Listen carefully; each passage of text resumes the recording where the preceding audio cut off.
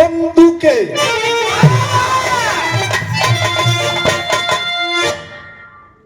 अब सदा झुकई बेईमान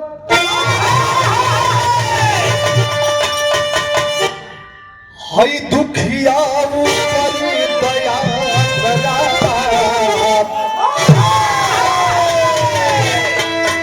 अब जय जय दीवाना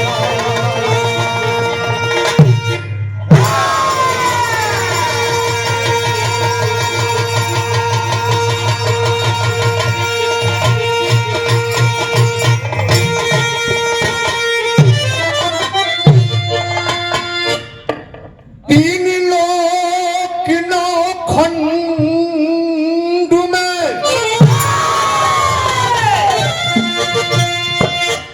ए बाबू गुरु से बड़ा ना को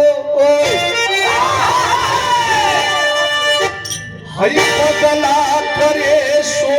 हो नहीं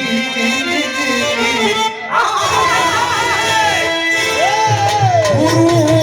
करे सो हो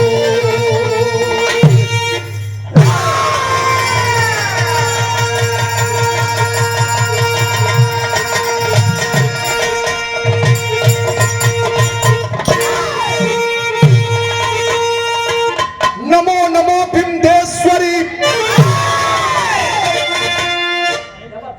अब नमो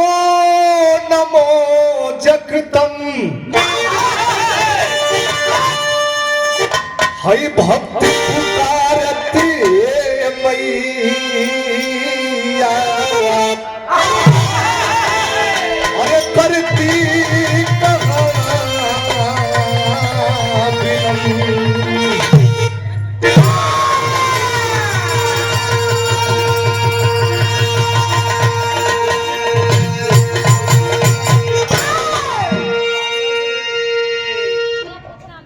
पूजता नी पैया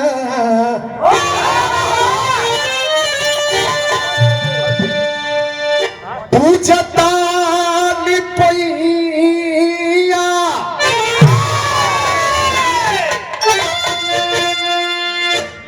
अरे हो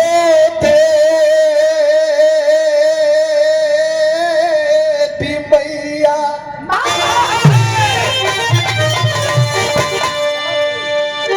दे दे तू अचरा के छावे माई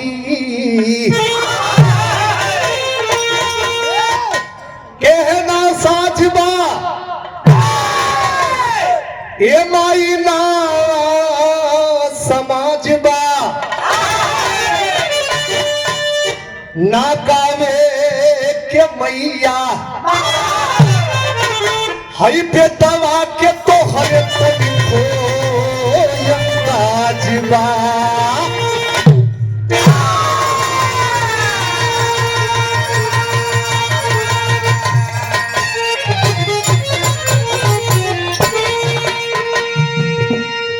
ईसाई हो चाहे कसाई हो स्वर संगीत को चाहने वाले चाहे रुपया पैसा के चाहे वाले चाहे बल के चाहे वाले सब अपने इष्ट के देव के याद करेला सुबह सुबह के बेला में जब अखाड़े पे पहलवान भाई जी हैं तो जांगिया निगोटा चढ़ौले के बाद बजरंगबली का नाम ले लन धन दौलत के भैया चाहत सबई खोला लेकिन केहू केहू के बहुत बड़ा चाहत होला कि कर मुड़ी काट ले कि हमरे इतना दौलत हो जाए लेकिन भैया हमान जैसा कलाकार छोट हो बड़ हो स्वर संगीत के चाहे वाले माई बीड़ा वादनी की आराधना करल है भक्त तो माई के द्वार पे जा ना पाई लेकिन मंच के माध्यम से वो महतारी से फरियाद कैलस कि पंचो अगर वो माँ नहीं होती तो हम नहीं होते आप नहीं होते हम दुर्गा माई सरस्वती माई काली माई के तना देखली पंचो वो महतारी के देखली जवन माई अपने कोख में 9 महीना रख के अपने छाती के दूध पिया के आप लोगन के सामने बोले गावे डोले सिखौलस आज आज वो मातारी के 5 लाइन 5 मिनट बंदना बाबू कैसे मास्टर आवा वो मातारी से फरियाद कैलस जवन माई हमके आपके ये दुनिया के जन्म दिलस कैसे करे बा भैया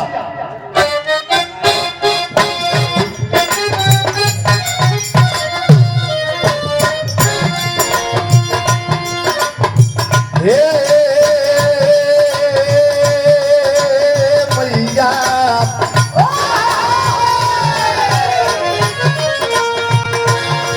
सब रोवावे तू हा सावन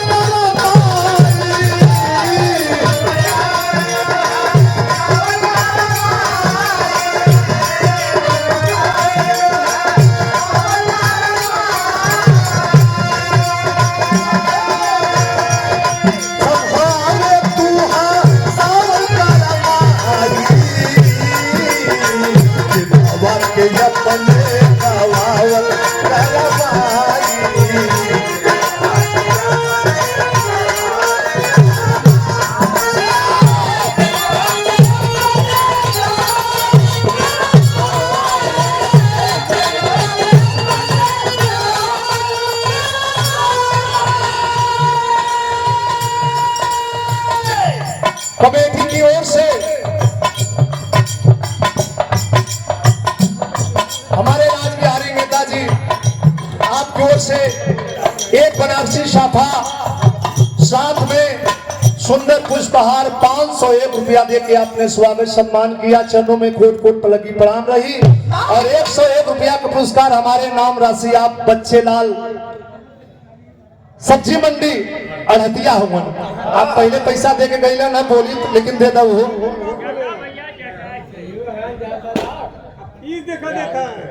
ये देखा दोबारा पुरस्कार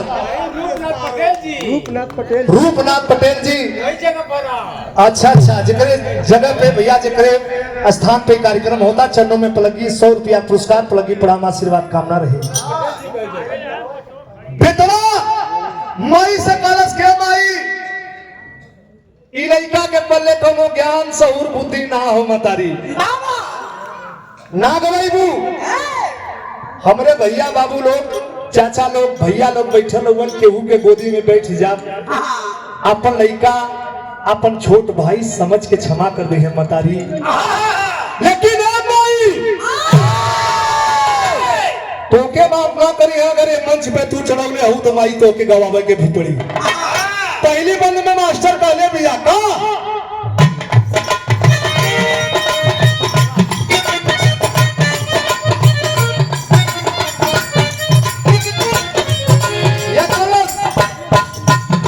रखी हाथ सजा के माई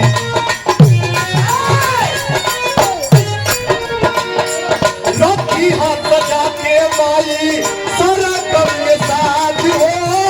रसना में रात रहे सुर में आवाज हो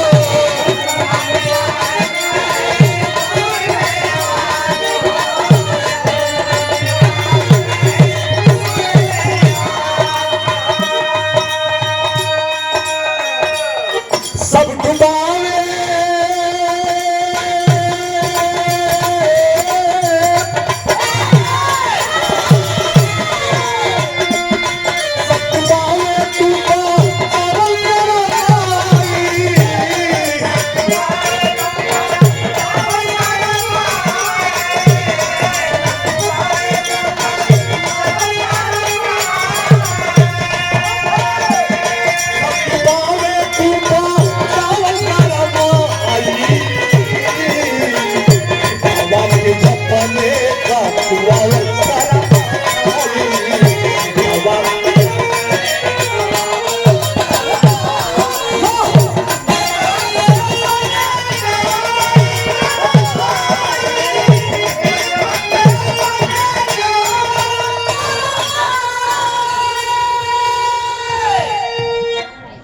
ये मतारी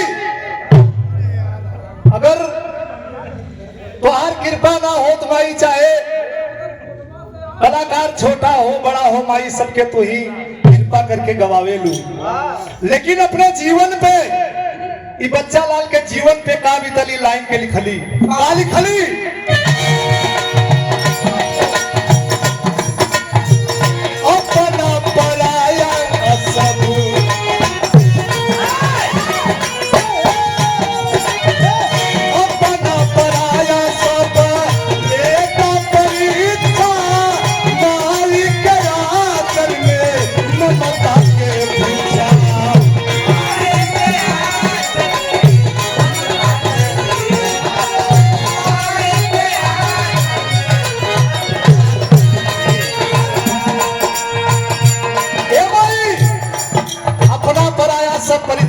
बसो मतारी,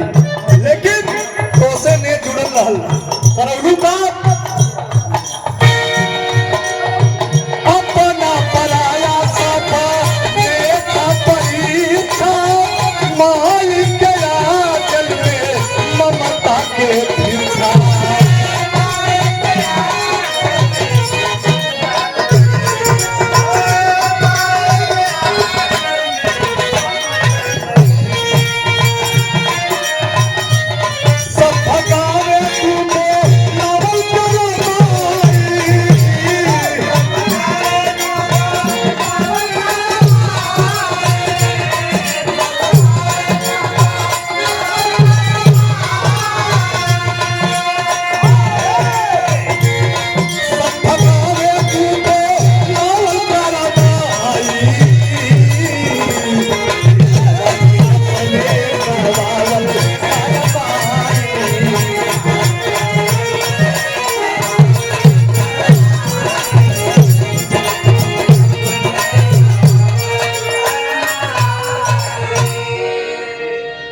ये देखिए 501 रुपया दे के हमारे जीजा जी आप सद्दाम उगापुर औराई के धरती से स्वागत सम्मान कैलन, चरणों में कोट कोट पलगी प्रणाम आशीर्वाद के कामना रही। बारे हमारे बीच में राजकुमार सोनकर जी बैठे हैं, उनके चरणों में पलगी प्रणाम आशीर्वाद के कामना रही। सब भैया बाबू लोग से पलगी रही, लेकिन ये बेटवा माई से कलश के मतारी आज तो हर कृपा से माई गावत थी बाबा। वंदना चाहे एक लाइन हो चाहे 2 लाइन हो, वंदना कबो वंदना होला। अंत में बेटवा गुरु भाने का परिचय बतौलस की लड़का कौने खानदान से ताल्लुक रखल।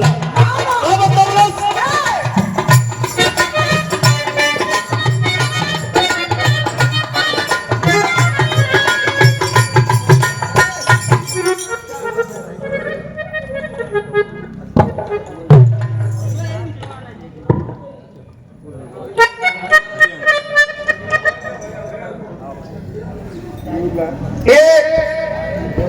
501 रुपया और सुंदर एक पुष्पहार नहीं आपका प्यार है। जब मिलन हम प्यार दुलार ममता दिलन हमारे राजकुमार सोनकर जी कछवा रोड के धरती से मंडी अड़तिया हवन, चरणों में पलगी प्रणाम आशीर्वाद की कामना रही। लेकिन बेटवा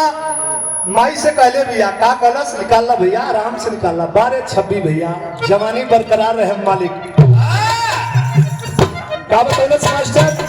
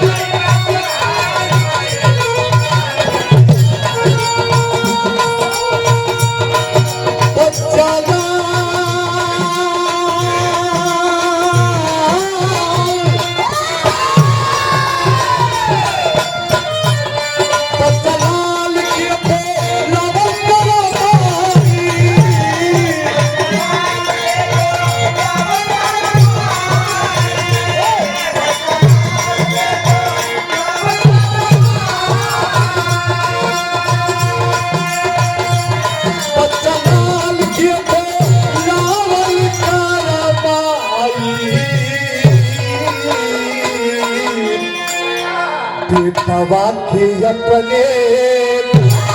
अरे कवावल